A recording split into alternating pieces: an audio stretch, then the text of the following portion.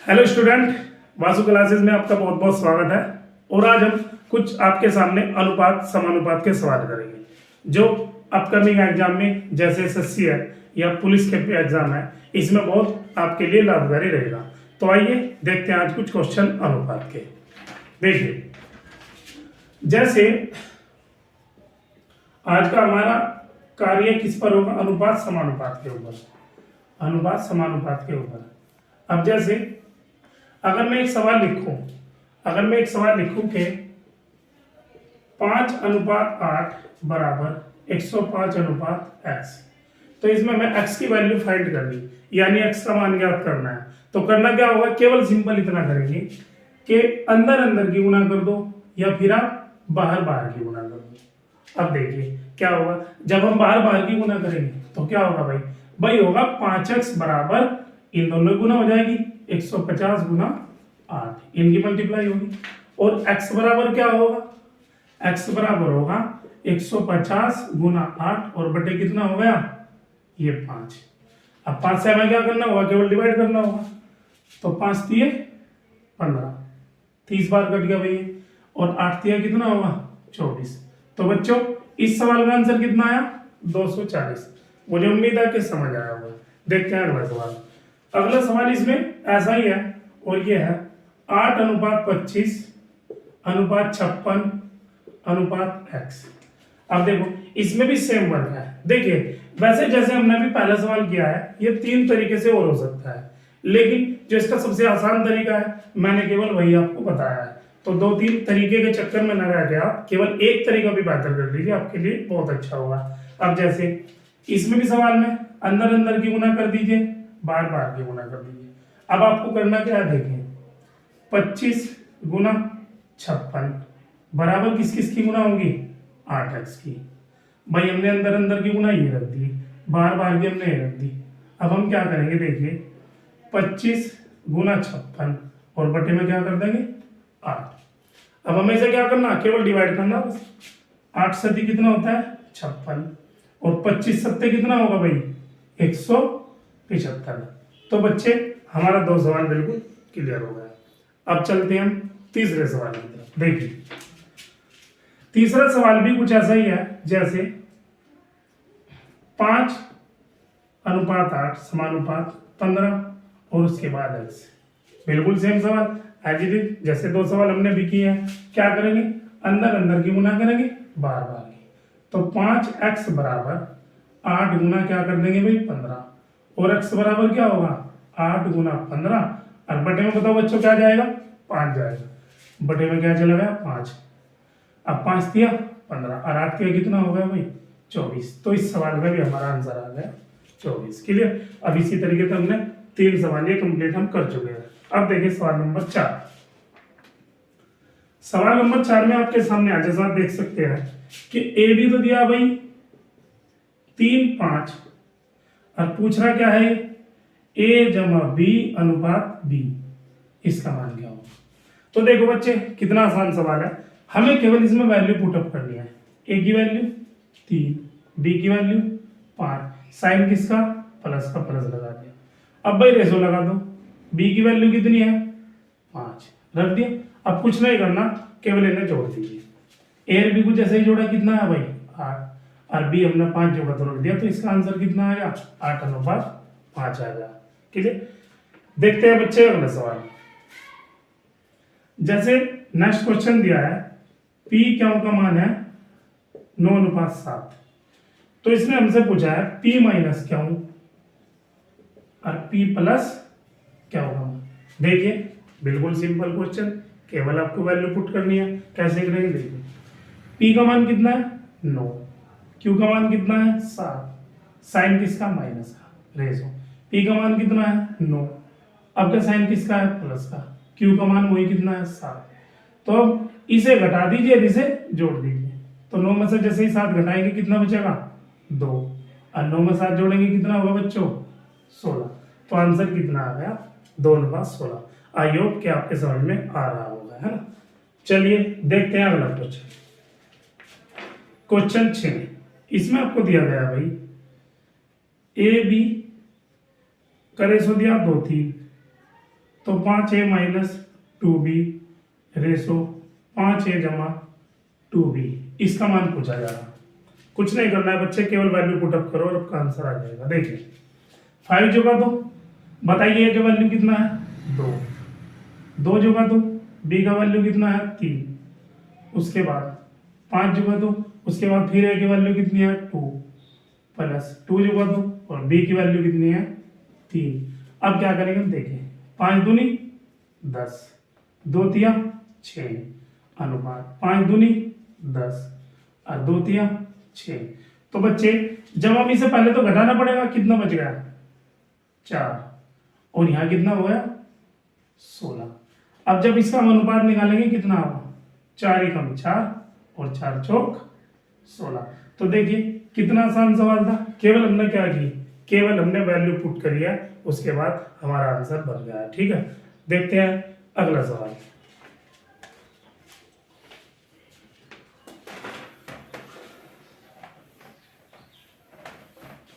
मुझे उम्मीद है कि सबको भाई समझ में आ रहा होगा। देखिए क्वेश्चन नंबर 7 में इसने क्या दिया भाई, इसने दिया है ए बी कितना दिया 2 3 और उसके बाद पूछा है 5a प्लस 3b और 6a माइनस 2b इसका मान। जैसा कुछ पिछला सवाल था उसकी कॉपी सवाल है, जैसा ही सवाल है, वैल्यू पुट करने का। देखिए 5, बताइए भाई ए का मान कितना है 2 प्लस 3, बी का मान कितना है भाई 3, मल्टीप्लाई कितना हो जाएगा 3 रेसो 6, ए का मान कितना है भाई 2 माइनस 2, बी का मान कितना है बच्चे 3। अब हम क्या करेंगे देखिए 10 जमा 9, क्योंकि भाई 3 तिया कितना होगा 9 होगा, और उसके बाद 6 दूनी 12 माइनस 2 तिया 6। अब क्या करेंगे 10 और 9 कितना हो गया भाई 19, और 12 में से 6 जगह कितने बच गए 6, 12 में से 6 जगह कितने बच गए 6। तो इसका आंसर कितना है बच्चों 19 अनुपात 6। देखते हैं अगला क्वेश्चन 8। इसमें देखो इसने दिया है दो संख्याओं का अनुपात है 3 7। देखो भाई पहली संख्या ये और दूसरी संख्या ये, इनका अनुपात दिया है ना 3 और 7, और इनका गुणनफल दिया है बच्चों 13 अनुपात 1344। देखिए जब भी गुणनफल का सवाल हो या गुणनफल का क्वेश्चन हो तो हम क्या करेंगे, जो भी गुणनफल दिया है उसे कहीं में हम रूट में कर लेंगे। और गुणनफल कितना दिया बट्टे ने 1344, और बट्टे में ले लेंगे हम दोनों की दोनों संख्याएं 3 गुना 7। अब सबसे पहले इसे इजी कर लो, देखो किस तरह करेंगे भाई 3 चौक 12, 1 बच गया, 3 चौक 12, 2 बच गए, और 3 8 24। क्लियर। अब 7 से कट हो गई, 7 6 42, कितने बच गए भाई 4 बच गए। नहीं इसमें एरर हुआ भाई, देखिए अभी संख्या में देखनी होगी, संख्या गलत तो नहीं हो गई। संख्या हमारा गुणनफल 1344 था, 1344 और मल्टीप्लाई कितना 3 से 1। तो देखिए पहले 3 से डिवाइड कर लिया, 3 चौक 12 1, 3 चौक 12 2 और 3 8 24। अब क्या करेंगे 7 से डिवाइड करो भाई, 7 6 42, 2 बच गए बच्चों, हो गया 28, और 7 चौक कितना होगा 28, यानी ये कटिंग होगा कितना आया √64। और आपको पता ये किसका मान होता है, ये बच्चे होता है किसका मान 8 का मान। यहां तक क्लियर है, हो गया सवाल। अब इसने आगे इसमें क्या दिया है, दोनों संख्याओं का योग कितना होगा।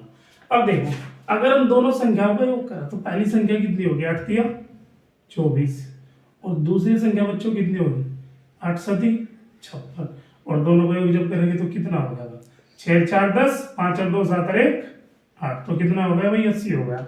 या फिर आप एक काम करिए, जो 8 है 8 लिख लीजिए और इन दोनों को जोड़ लो भाई, 7 और 3 10, सीधा 10 की मल्टीप्लाई कर दीजिए, उसके बाद भी आपका योग कितना आएगा 80 ही आएगा।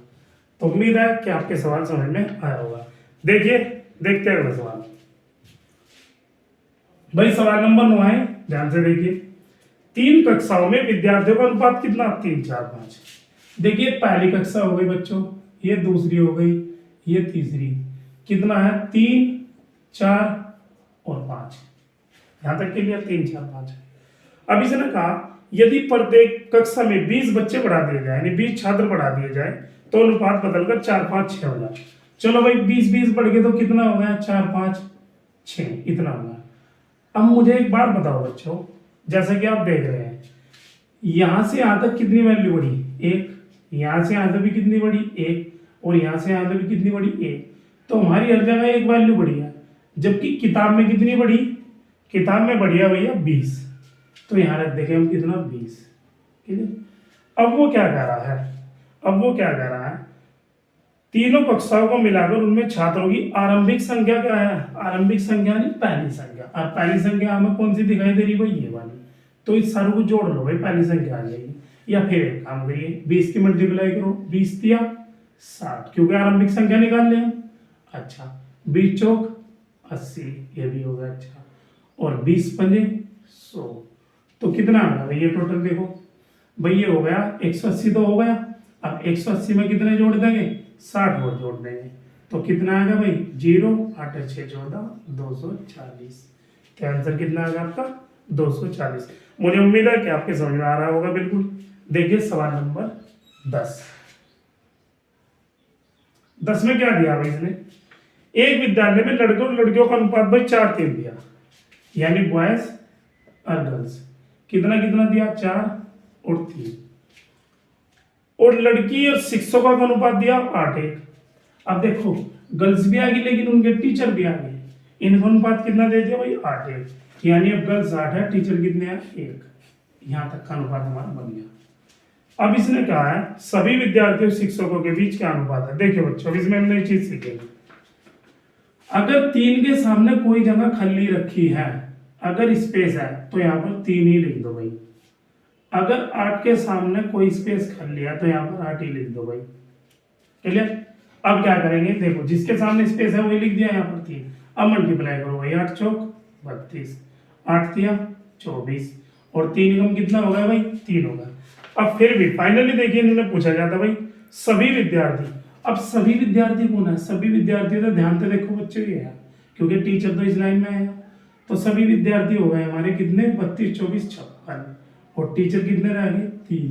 तो सभी विद्यार्थी और टीचर का अनुपात कितना आएगा? 56:3।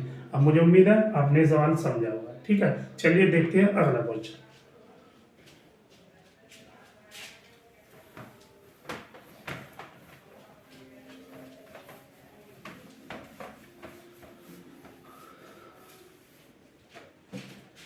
देखिए बच्चों, अब क्वेश्चन नंबर आ गया भाई आपका 11।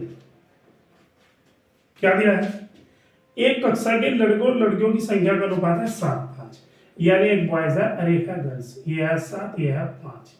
और इसने कहा है भैया कि निम्न में से कौन सी संख्या कक्षा के छात्रों की संख्या के कुल संख्या के बराबर नहीं हो सकती? देखिए भाई अच्छा सवाल है। इसके ऑप्शन उठाकर कर लो भाई सवाल। 36, 50, 60, 120। देखिए इन दो के अनुपात का जो योग होगा उससे संख्या जरूर कटेगी, क्योंकि जो बॉयज और गर्ल्स का अनुपात है ना, उनकी टोटल संख्या भी यहाँ दर्शाई गई है। तो हम देखेंगे कौन कौन सी हो सकती है। पहले 7 और 5 कितना होता है भाई? 12। 12 से कौन कट गया भाई? 36 तो कट गया। 12 दिए 36 हो गए, यानी ये बच्चों की संख्या हो सकती है। 12 पंजे 60 भी कट गया। 12 से 120, 10 बार भी कट गया, लेकिन 36 50 नहीं कटेगा। 50 नहीं कटेगा, तो यही क्या होगा आपके सवाल का आंसर कि बॉयज और गर्ल्स की या कुल संख्या नहीं हो सकती। क्यों? क्योंकि 7 और 5 के योग 12 से ये आपका नहीं कटा है नंबर। तो आंसर कौन सा होगा हमारा? 50 होगा भाई। अब 12 नंबर देखिए क्या दिया भाई 12 में। देखिए अनुपात का बेसिक क्वेश्चन है, क्या करना है? ए बी सी 3 के मान दे रखे हैं। ए बी बच्चों कितना? 3, 4, और बी सी कितना? 6, 5। देखो बी सी कहाँ लिखा गया? बी के नीचे बी, सी के नीचे सी, और कर देंगे सीधा। इसके सामने बताओ, अभी जैसे मैंने बताया था, जिसके सामने जगह कर लियो वही आएगा भाई। इसके सामने जगह कर लिया यही आएगा। 3 छंग 18, 6 चौक 24, और 5 चौक 20। अब चूंकि इसने भाई हमारे से सी ए पूछा था तो हम केवल सी ए पर ही फोकस करेंगे। सी कितना आएगा, ए कितना आएगा, तो सी और ए पूछा है ना, तो सी और ए कैसे आएंगे, इसे 2 से कटो भाई 10 बार, इसे 2 से कटो भाई 9 बार, ये 10 बार कट गया 9 बार, तो सी और ए कितना आएगा 10 और कितना आएगा भाई 9। ये था आपका आंसर। सब सरल तरीका इसका ये होगा। अब देखिए क्वेश्चन नंबर 13। इसने दिया भाई ए का धन बी के धन का 2/3 है। देखो ए के पास कुछ पैसे है और ये बी के पैसे हुआ कितना है 2/3, और उसके बाद क्या दिया भाई बी का धन सी के धन का कितना है 9/11 है भाई। ठीक, तो इसने कहा ए के धन से सी के धन का अनुपात बताओ, यानी ए सी पूछा है, लेकिन हम चलेंगे किसे लेंगे, पूरे ए बी सी को। अब देखिए बराबर का मान उल्टा होगा। देखिए छोड़िए, अगर कहीं 3a बराबर भाई 4b आ गया तो मान कैसा होता है, ए का मान और बी के मान उल्टे हो जाए। ए का कितना होगा 4 और बी का कितना हो जाएगा 3। तो इसी तरीके से बच्चों इस सवाल में ए का मान बताओ कितना होगा 2 और बी कितना रहेगा 3। अब भाई बी का मान बताओ कितना रहेगा 9 और सी का मान कितना रहेगा 11। इस चीज को सीख लीजिए, अनुपात में बहुत जरूरी है। तो हमने मान रख दिए। अब बताओ भाई 3 के सामने क्या होगा 3 और 9 के सामने क्या आएगा 9। अब भाई मल्टीप्लाई कर दो, 9 दूनी 18, 9 तिया 27, 11 तिये 33। भाई 9 दूनी 18 हो गया, 9 तिया 27 होगा और 11 तिये कितना हो गया 33 होगा।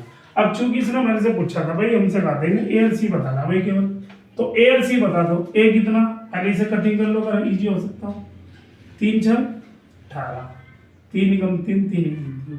तो बताओ बच्चों ए कितना आ गया 6 और सी कितना आ गया भाई 11। आई होप क्या आपको समझ आ रहा है। ठीक है, देखिए चलते हैं अगले सवाल की तरफ। देखिए 14वें नंबर में इसने क्या दिया, ए बराबर कितना है भाई 2/3 बी और बी बराबर कितना है भाई 3/4 सी, और पूछा कौन है भाई ए सी का मान। देखो सेम क्वेश्चन है बिल्कुल, बस आपको वैल्यू पुट अप करनी है इसी तरीके से। हम क्या चलेंगे ए बी करके चलेंगे, ए बी सी करके। बताओ बच्चे का मान कितना है 2, बी का कितना रहा 3। अब बच्चों बी का कितना है 3 और सी का कितना है भाई 4। तो यहां तक हमने मान रख दिए। अब सामने कितना आएगा 3, इधर सामने कितना आएगा 3, 2 तिया 6, 3 तिया 9 और 3 चौक 12। अब चूंकि हमारे से पूछा है केवल ए और सी, तो हम कटिंग किस में करेंगे, केवल ए और सी में।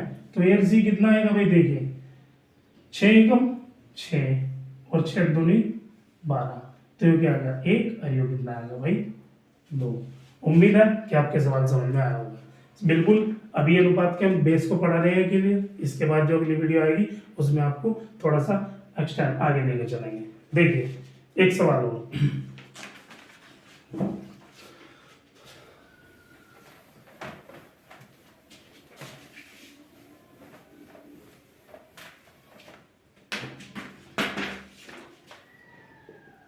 देखिए बच्चे इस सवाल में क्या कहा, कोई धनराशि ए बी सी में 5 6 9 के अनुपात में बांटी गई। भाई ये ए होगा, बी होगा, सी होगा, 5 6 9 के अनुपात में बांटी गई। और इसमें ए का भाग दे दिया भाई 450 रुपए। तो इन्होंने ए दिया भाई कितना 450 रुपए। अब हम देखेंगे सबसे पहले हमारे पास ए कितना है। हमारे पास ए है कितना 5। तो फाइनली क्या पूछा उसने पूछा है तो कुल धनराशि कितनी होगी।